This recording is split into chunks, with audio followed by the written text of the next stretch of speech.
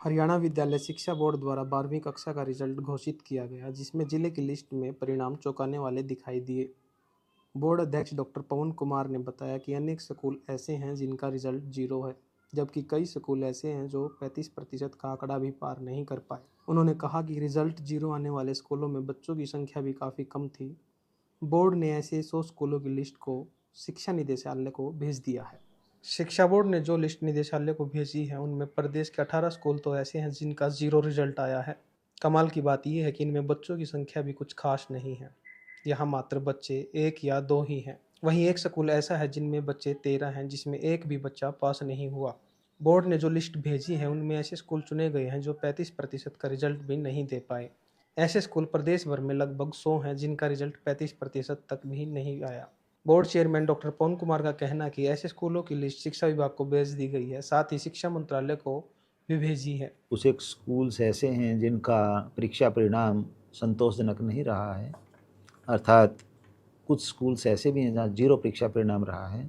सबसे पहले तो मैं इस बारे में स्थिति स्पष्ट करना चाहूँगा कि ऐसे स्कूल्स जिनमें 1 या 2 परीक्षार्थी ही सीनियर सेकेंडरी क्लास यानी 12वीं क्लास में थे जो अपीयर हुए थे, उनमें यदि रीअपीयर उस परीक्षार्थी का आ गया है तो भी उसको हमने पास नहीं माना है, और फेल तो फेल होता ही है।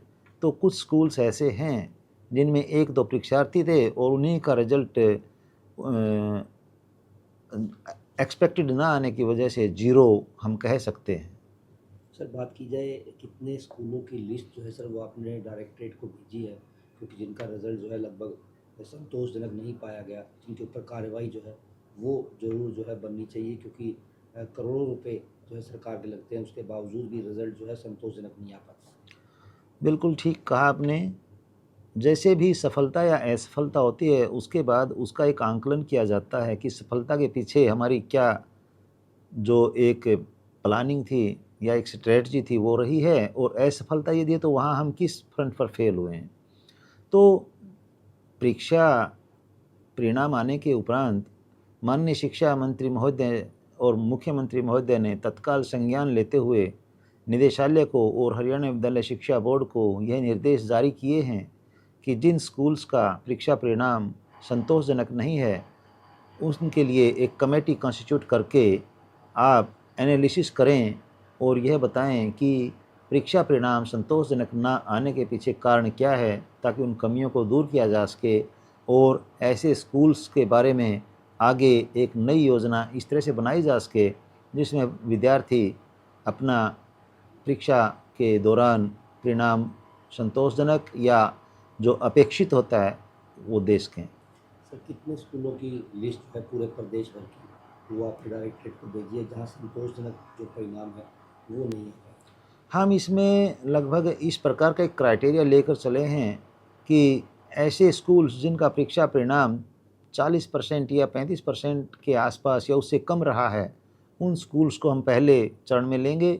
उसके बाद आगे के जो स्कूल्स का एक 2 वर्गीकरण और करके उन स्कूल्स के बारे में आगे एक अलग से कार्य योजना तैयार करेंगे, और इसमें बाकायदा शिक्षा निदेशालय का और माननीय शिक्षा मंत्री महोदय और मुख्यमंत्री महोदय का दिशा निर्देशन रहेगा, और उसके अनुसार ही शिक्षा का सत्र जो है आगे सुधारने की कोशिश की जाएगी। सर, अगर आंकड़ों की बात की जाए तो कितने स्कूलों की रिपोर्ट जो है सर वो निदेशालय में भेजी गई है जिनका जो रिज़ल्ट है 22 जिलों में की अगर बात की जाए तो 35% से भी कम जो है रिज़ल्ट आया है?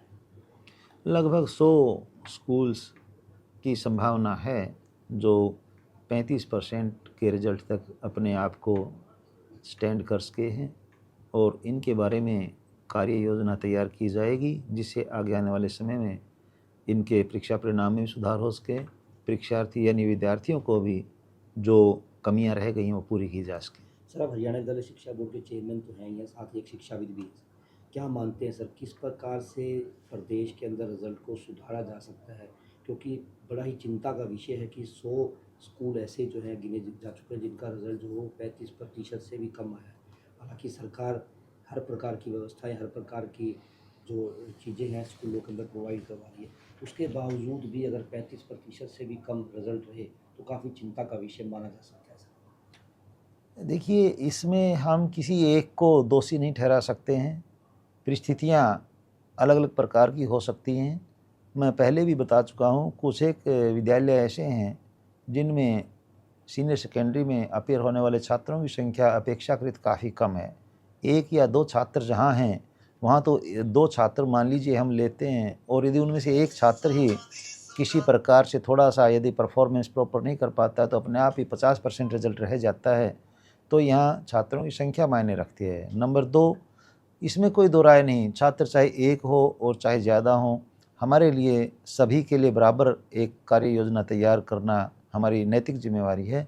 और इसमें मैं यही कहना चाहूँगा कि कम से कम जहाँ कम छात्र हैं, वहाँ जो शिक्षक यदि उपलब्ध हैं, जैसा कि हैं भी, कमी नहीं है कहीं, वहाँ जो शिक्षक हैं उनको स्पेशल ध्यान देना चाहिए कि क्या कारण है 1, 2, 4 छात्र होने के बावजूद भी वो उनको इस स्तर तक नहीं पढ़ा सके कि वो कामयाबी हासिल कर सकें। क्या सॉल्यूशन होना चाहिए उसके लिए? इसके लिए शिक्षकों का ओरिएंटेशन किया जाएगा। इसके साथ साथ जो विद्यार्थी हैं उनके साथ भी काउंसलिंग उनकी करवाई जाएगी। अभिभावकों को बुला कर के भी एक बार उनसे भी इस बारे में विचार विमर्श किया जाएगा, ऐसी क्या परिस्थितियां हैं जिसकी वजह से जो बच्चा स्कूल में आ रहा है उसकी performance up to the mark या एक्सपेक्टेड नहीं है।